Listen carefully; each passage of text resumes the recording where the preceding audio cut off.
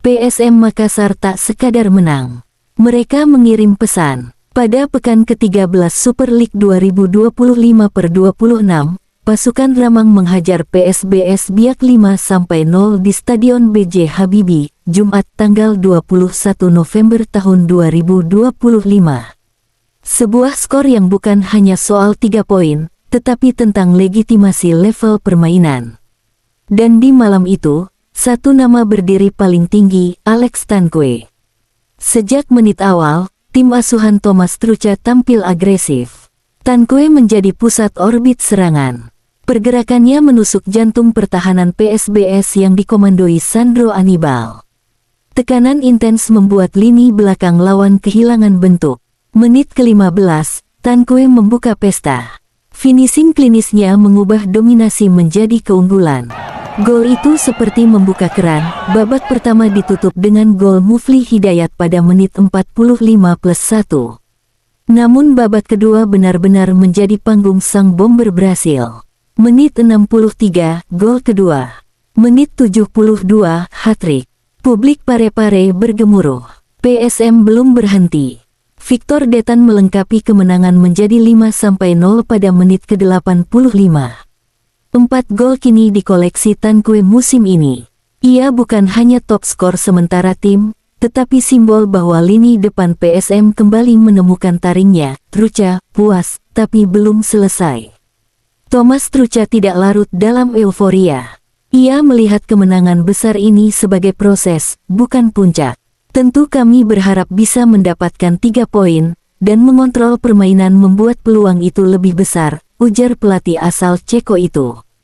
Ia sadar, musim panjang tak bisa ditopang satu momentum saja.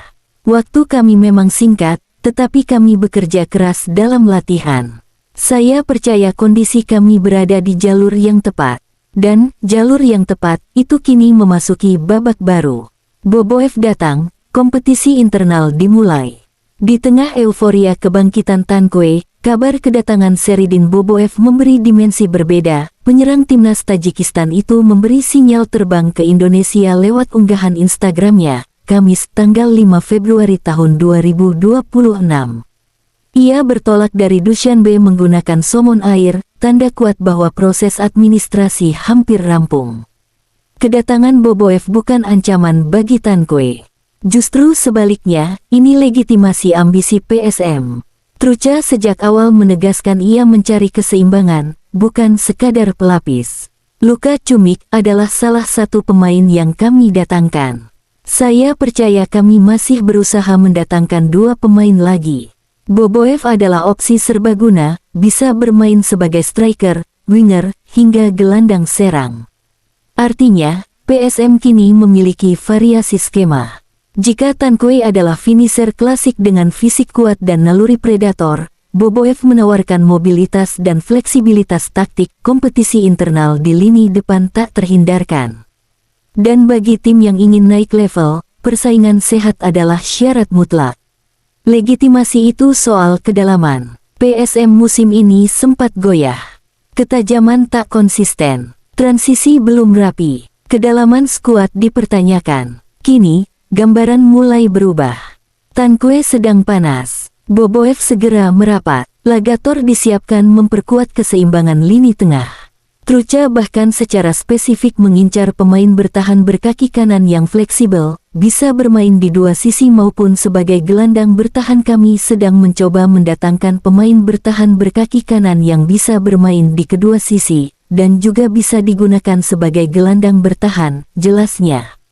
Artinya, pembenahan dilakukan terstruktur. Kami sedang mencoba mendatangkan pemain bertahan berkaki kanan yang bisa bermain di kedua sisi, dan juga bisa digunakan sebagai gelandang bertahan, jelasnya. Artinya, pembenahan dilakukan terstruktur. Kemenangan 5-0 atas PSBS bukan sekadar hasil besar. Itu adalah pertanyaan. PSM ingin kembali diakui sebagai tim papan atas, bukan sekadar partisipan. Jika Alex Tanque mampu menjaga konsistensi dan Boboev cepat beradaptasi, lini depan pasukan Ramang akan memiliki 2 wajah, kekuatan fisik dan fleksibilitas taktik, dan ketika kompetisi memasuki fase krusial, Kedalaman skuad akan menjadi pembeda antara tim yang sekadar bertahan dan tim yang benar-benar naik level. PSM Makassar tampaknya memilih yang kedua.